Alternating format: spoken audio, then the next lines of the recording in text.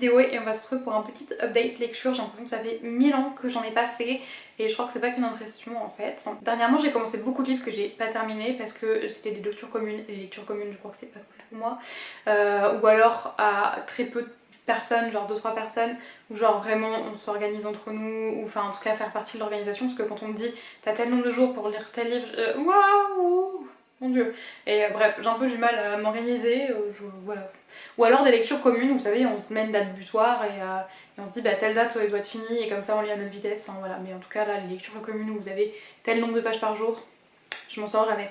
Donc du coup, j'ai beaucoup de livres que j'ai commencé et pas terminés, donc je vais pas vous en parler aujourd'hui, je vous en parlerai quand ils seront terminés. Mais j'ai quelques livres là à vous présenter, j'ai 3 romans et 2 BD.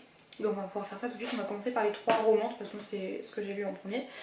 Alors, le premier livre que j'ai lu dernièrement, il s'agit de Grisha, le tome 3, L'oiseau de feu de Leigh Bardugo, publié chez le livre de poche Jeunesse. Alors, déjà, je vois beaucoup de monde qui adore les nouvelles couvertures, honnêtement, je préfère largement celle-ci, je la trouve beaucoup plus jolie. Mais bon, bref, je sais les goûts et les couleurs. Donc, déjà, dans ce livre, on se retrouve dans un monde de fantasy. On suit le personnage d'Alina qui vit donc dans ce monde où il y a des personnages notamment qui ont des pouvoirs magiques qu'on appelle les Grisha.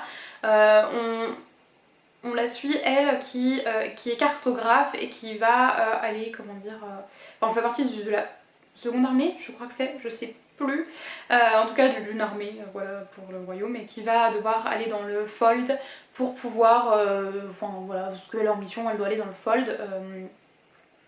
Sauf qu'une fois arrivée dans le Fold, alors que ça commence à être la catastrophe parce que le Fold c'est pas un endroit très cool, elle va faire jaillir d'elle une lumière très puissante et donc là on va se dire ouh qu'est-ce que c'est que ça. J'avais adoré le premier, le deuxième a été une déception monumentale, j'avais un peu peur du coup pour ce troisième tome et j'avais commencé à un moment donné à lire 20 pages et je me suis dit ça va pas le faire, faut que je repose, je le reprendrai plus tard. Je l'ai repris et finalement je l'ai lu assez rapidement et j'ai beaucoup aimé ce tome-ci. Il m'a fait passer par tout un tas d'émotions. À un moment donné, je vous avais pris sur Insta, je crois. À ce moment-là, à un moment donné, j'ai fondu en larmes. J'ai dû refermer le livre tellement j'arrivais plus à m'arrêter de pleurer. Donc pour vous dire à quel point il m'a fait passer des émotions. Moi j'aime bien les personnages dans cette saga parce qu'ils sont assez nuancés. Ils ont chacun des défauts. Il y a personne qui est parfait, il y a personne qui est juste genre un gros nul ou enfin pas un gros nul mais un gros méchant, tu vois, ou je sais pas comment dire. Il y a pas de, voilà, tout le monde est nuancé en fait.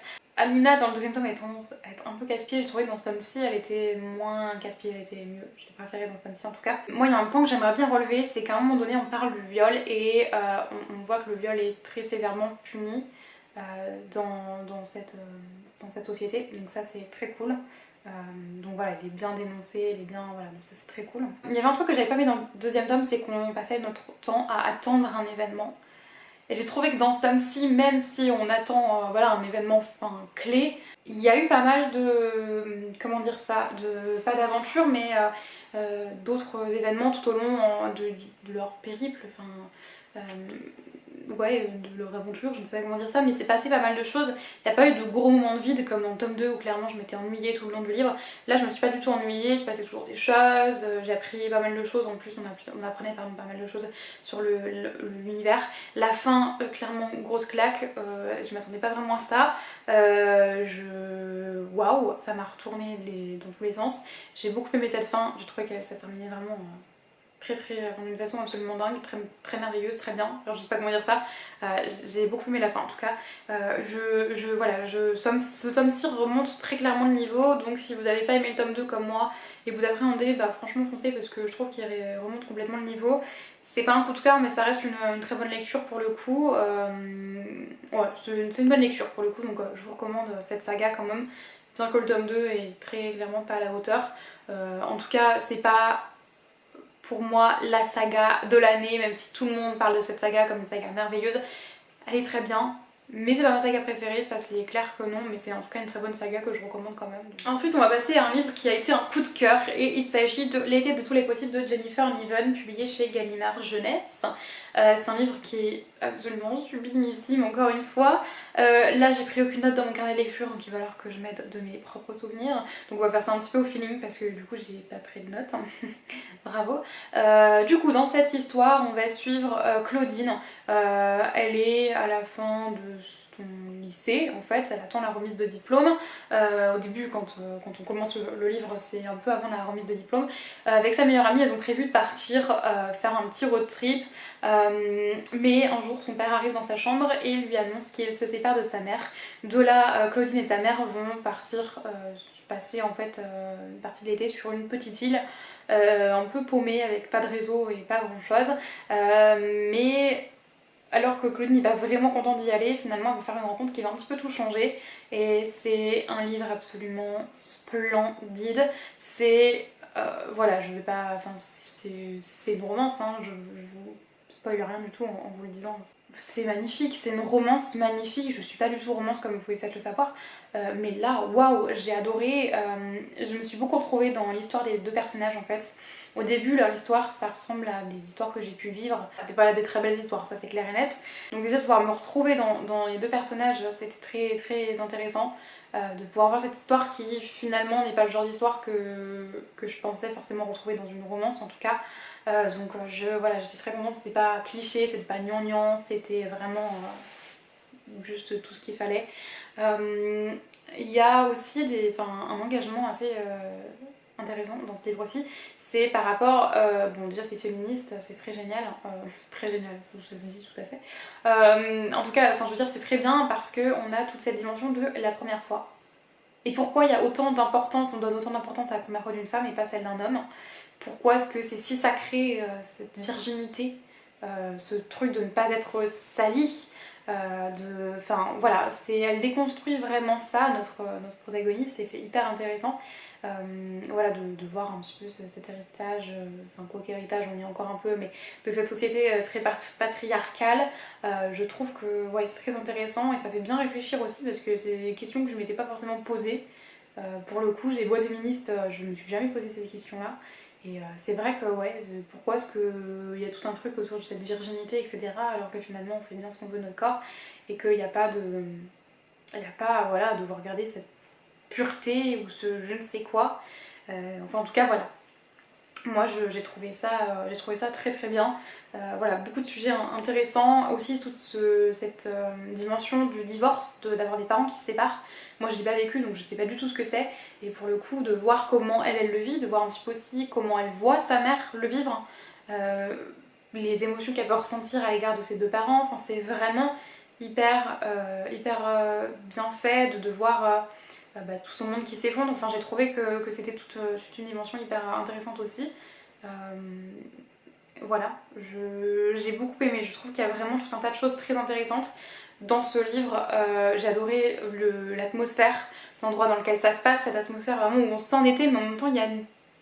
Je trouve que c'était un petit peu sombre en fait. Je trouvais que c'était pas non plus c'est pas un feel good. Je trouve que c'est un livre qui a beaucoup de choses à dire. J'ai noté beaucoup de passages. Je crois que j'ai jamais mis autant de post-it dans un livre.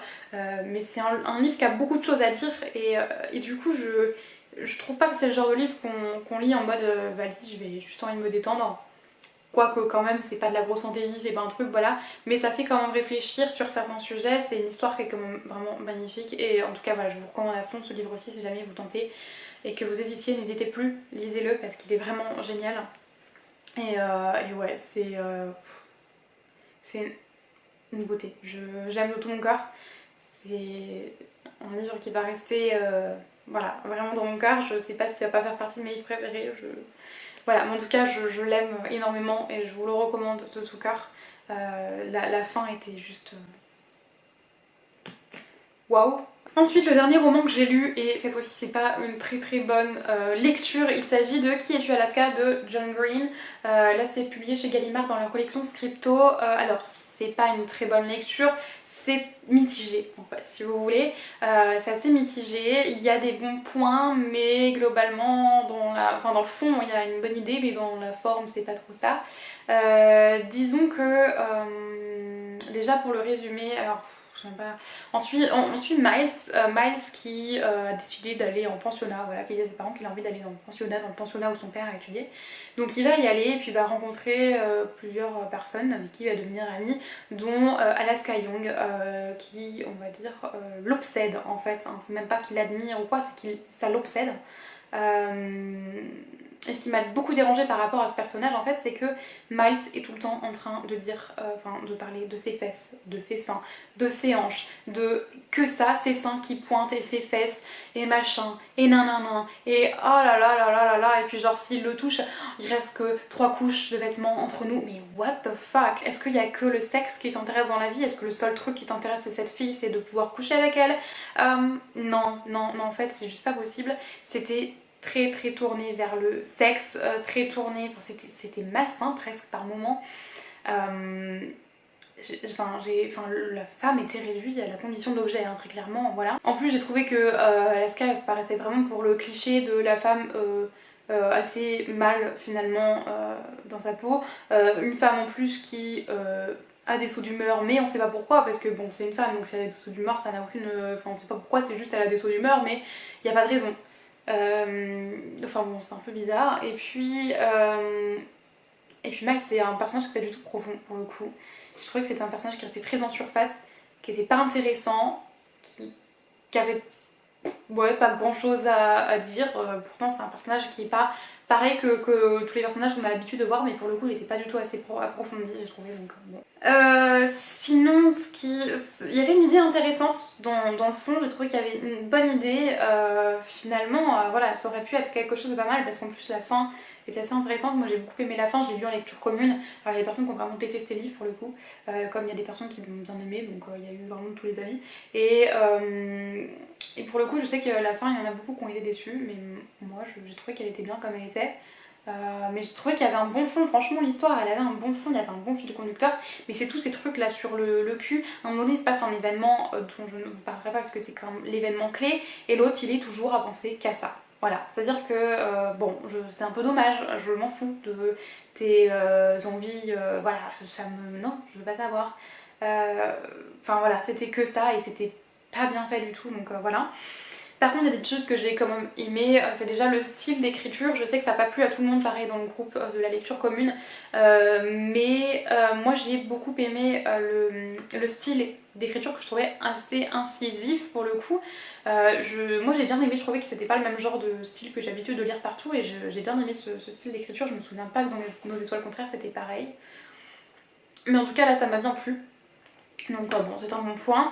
Et j'ai beaucoup aimé aussi, à un moment donné, en fait, il y a un cours avec un prof qui s'appelle Le Vieux, je sais plus c'est quoi son vrai nom, mais voilà, qui est un cours alors je sais plus exactement comment ça s'appelle, mais c'est sur la religion en gros. Et donc on a beaucoup de réflexions en fait sur les religions, donc ça parle il y a le bouddhisme, l'islam, pardon, le christianisme, il y a un petit peu aussi le judaïsme qui est cité et tout, enfin c'est plus les 3 premières que j'ai citées, mais en tout cas il y a des réflexions sur les religions et je trouve ça intéressant d'avoir ces petites réflexions là par moment, donc voilà. Donc c'est une lecture qui reste assez mitigée, je sais pas trop quoi en penser finalement, c'est peut-être pas un livre que je vais garder toute ma vie dans ma bibliothèque parce que pour les coups il m'a pas... Voilà, j'ai pas... Bon, j'ai pas grand chose à vous en dire de plus parce que ouais, il m'a pas marqué plus que ça, donc je vais pas spécialement... Voilà, bref. Dites-moi si vous l'avez lu par contre ce que vous en avez pensé, parce que je sais que John Green il a été pas mal lu pendant un moment, genre en 2015-2016, c'était dans ces années-là. Tout le monde le disait, toutes mes copines les avaient lus et tout. Ensuite du coup on va passer aux 2 BD que j'ai lu. La première il s'agit du tome 4 de Brocéliande, Forêt du Petit Peuple, donc le 4e tome, Le Tombeau des Géants, de Beth Bader et Friché. Je suis assez mitigée sur ce tome. Encore une fois c'est des histoires qui se retrouvent, j'ai pas forcément envie de vous faire les résumés à chaque fois parce que je trouve que c'est un peu... dans une BD j'ai du mal à faire les résumés, je trouve que ça, c'est pas que ça spoil, mais voilà. Là tout ce que vous avez besoin de savoir c'est que ça se passe dans la forêt de Brocéliande et c'est des histoires du coup à chaque fois en rapport. Je vais vous montrer quelques petites illustrations. Du coup dans ce tome-ci, donc ça tourne autour du tombeau des géants, parce qu'à chaque fois donc vous avez, là vous avez la carte, on vous parle d'un lieu différent dans la forêt de Brocéliande. Déjà j'ai pas trop aimé ce tome-ci, c'est le tome que j'ai le moins aimé pour le coup. J'ai pas trop accroché à l'histoire. Il y avait un fil conducteur qui était intéressant en soi, l'histoire en elle-même était intéressante, mais il y a un moment donné où j'ai plus rien compris. C'est sûr que la fin j'ai pas compris en fait. J'ai l'impression qu'il me manquait des informations, j'ai l'impression qu'il me manquait des pages presque limite pardon, parce que je trouvais que la fin elle tombait vraiment comme un soufflet. Genre vraiment d'un coup, pouf, fin. Il se passait plein de trucs et puis d'un coup, et du coup j'ai pas, je sais pas, il n'y a pas eu vraiment de fin, j'ai eu l'impression vraiment que ça tombait vraiment comme ça, poum, on fait pas notre fin correctement, on te donne ça et puis tu te débrouilles avec ça. Du coup j'étais un peu sceptique quoi, donc j'ai pas tout à fait trop compris la fin, donc c'est un peu dommage. Mais bon voilà. Et j'ai trouvé que les personnages n'étaient pas très attachants. Les illustrations m'ont moins plu que dans les autres tomes pour le coup, parce que c'est pas toujours les mêmes illustrateurs et auteurs, donc j'ai moins aimé celui-ci. Ça c'est pour le coup c'est clair que c'est pas mon préféré.